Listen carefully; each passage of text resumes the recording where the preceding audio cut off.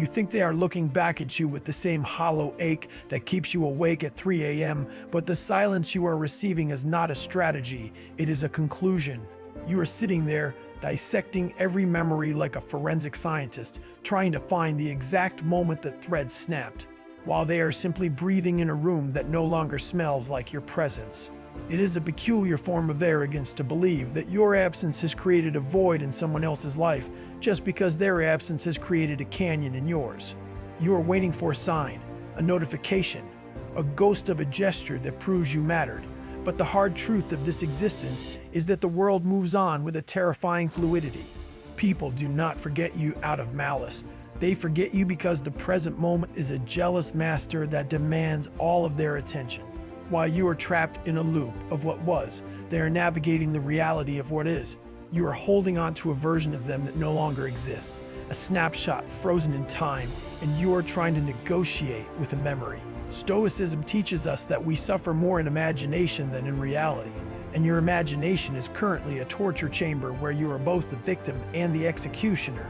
You have turned your regret into a religion, worshiping at the altar of a past that has already been cremated. The mirror you look into every morning is lying to you because it shows you a face but hides the decay of your will. You feel late. You feel like the clock is mocking you with every rhythmic pulse of the second hand. You're watching the best years of your life evaporate into a mist of what if and maybe tomorrow, yet you continue to prioritize the opinions of people who are not even thinking about you. They do not miss you because they have integrated the loss, while you have let the loss become your identity. You are wearing your heartbreak like a shroud, hoping someone will notice the weight of it and offer you a reprieve, but no one is coming to save you from your own nostalgia. The pressure you feel in your chest isn't love, it's the friction of your soul rubbing against the cage of your inaction. You are restless because you know deep in the marrow of your bones that you are capable of a terrifying greatness that you have traded for the comfort of being a victim. It is easier to be the person who is left behind than the person who has to build a kingdom from the rubble. You are hiding in the shadow of a relationship or a missed opportunity because the light of total responsibility is too blinding to face. You tell yourself that you are processing, that you are healing, but healing without movement is just stagnation with a prettier name. Nature does not stop to mourn the leaves that fall in autumn. It simply prepares for the winter so it can burst forth in the spring. You, however, are trying to tape the dead leaves back onto the branches, screaming at the wind for taking what was never truly yours to keep. The universe is indifferent to your protests. The sun will rise whether you are standing in its light or cowering in your basement. Every minute you spend wondering what they're doing, who they're with, or if they regret losing you is a minute you have stolen from the person you were meant to become. You are a thief of your own potential. You are embezzling time from your future self to pay a debt to a past that is already bankrupt. Look at your hands. They are capable of shaping stone, of writing truths, of building legacies, yet you use them to scroll through digital graveyards, looking for evidence of your own worth in the eyes of others. You are seeking external validation for an internal collapse. If they don't miss you, it isn't a reflection of your value, it is a reflection of their path. But you have made it about your value because you have none of your own that isn't tied to someone else's approval. This is the spiritual poverty of the modern man. You have no center. You are a weather vane spinning in the gusts of other people's whims. You are terrified of being forgotten because you haven't done anything worth remembering. You are afraid of being alone because you don't like the person you are alone with. The silence of a room shouldn't be a threat, it should be a forge. But you avoid the silence because in the quiet, the voice you've been suppressing finally gets to speak, and it's telling you that you are wasting your life. It's telling you that the gray hairs in your beard and the lines around your eyes are markers of a journey you haven't even started yet. You are an old man in a young body, or perhaps a young man who has already surrendered to the grave. The surprise you are waiting for isn't a text message. It isn't a sudden realization from them that they made a mistake. The real surprise, the one that will actually shatter your world, is the realization that you could die tonight and the story of your life would be a series of footnotes about people who didn't love you back. That is the nightmare.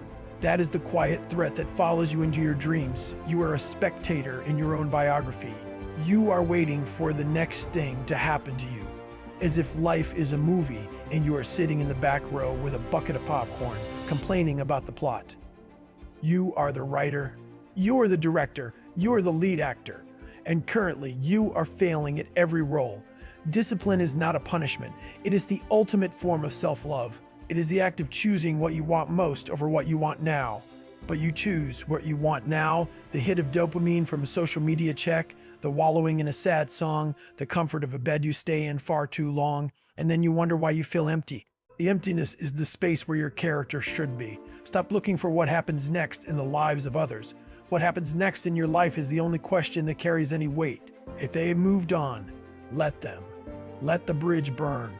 The light from that fire is the only thing that will show you the way forward. You have been carrying the ashes of that bridge in your pockets for years, wondering why you can't run. Drop the weight. The people who are meant to be in your life will meet you at the heights of your transformation, not at the bottom of your pit. You are worried about being late, but you are only late if you never arrive. The shame of a late start is nothing compared to the agony of a never start. You are standing at the edge of a vast, dark ocean of possibility, and you are complaining that the water is cold. Of course it is cold. It is meant to shock you into awareness. It is meant to wash away the filth of your excuses. You have become addicted to your own sorrow because it is the only thing that makes you feel special. It is a cheap trick of the ego.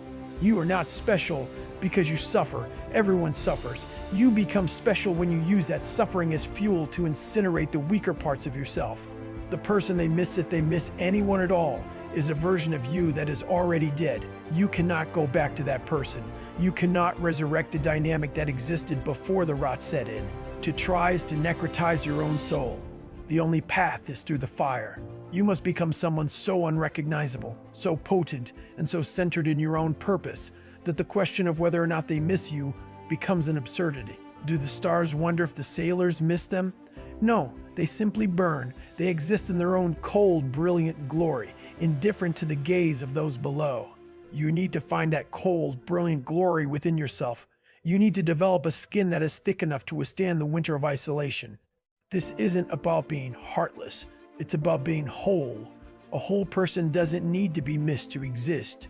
A whole person is a sun, not a moon.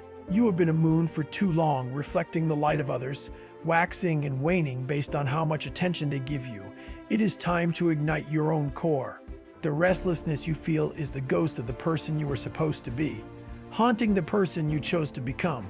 Every time you check their profile, every time you ask a mutual friend how they are, you are giving that ghost another day to linger. You are feeding the parasite of your own obsession. You think you are being romantic or loyal, but you are actually being cowardly. You are using your heart as a shield to avoid the hard work of building a life. Stoicism isn't about suppressing your emotions. It's about acknowledging them and then asking, what does this solve? Does your grief build a house? Does your grief build a house? Does your regret pay the bills? Does your longing make you a better man? If the answer is no, then these emotions are not your guides. They are your captors. You must be willing to walk through the world alone, if that is what it takes to find your own feet. The fear of being alone is just the fear of facing your own inadequacy. If you were truly content with your own mind, you wouldn't be so desperate to occupy someone else's. You are afraid that if you let go, there will be nothing left. And for a while, you might be right. There will be a vacuum. There will be a terrifying silence where the noise of your drama used to be. But that vacuum is necessary. You cannot fill a cup that is already full of stagnant water. You have to pour it out, scrub the glass, and wait. The waiting is the hardest part. The waiting is where most people break. They get uncomfortable with the emptiness, and they run back to the garbage just because it's familiar. They would rather eat poison they know than starve for a moment while they wait for bread. Do not be like them. Be the person who can sit in the dark and not flinch. Be the person who can be forgotten and not crumble. Your existence is not a performance for an audience of one who has already left the theater. The lights are still on. The stage is yours. But you are standing there, staring at the empty seat where they used to sit, while the rest of the world waits for you to speak your lines. What happens next will surprise you only if you stop looking for it. The moment you truly, deeply, and irrevocably stop caring about their opinion is the moment your actual life begins. It is a violent birth. It hurts to rip your identity away from the collective and become an individual. It is lonely to realize that your significance is entirely your own responsibility. but there is a freedom in that loneliness that the happily attached will never.